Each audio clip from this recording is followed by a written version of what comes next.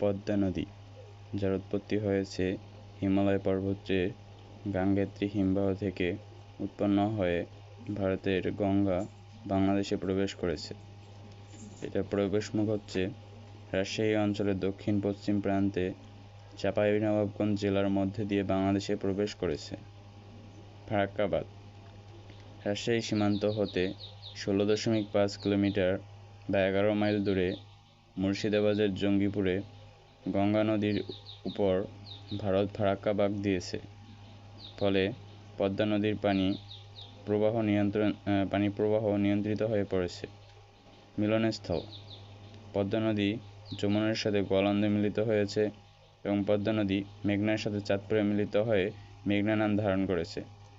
পদ্মা নদীর শাখা নদীগুলোর মধ্যে হচ্ছে কুমার, ভৈরব, মাথাভাঙ্গা, কপোতাক্ষ, গড়াই, মধুমতি, আড়িয়াল খাঁ ইত্যাদি। উপনদীগুলোর মধ্যে হচ্ছে মহানন্দা, নাগর, কুলিক, টাঙ্গন, পুনর্ভবা, পদ্মা, মেঘনা, যমুনা এই 3 নদীর মিলিত ধারায় মেঘনা নামে বঙ্গোপসাগরে পড়েছে।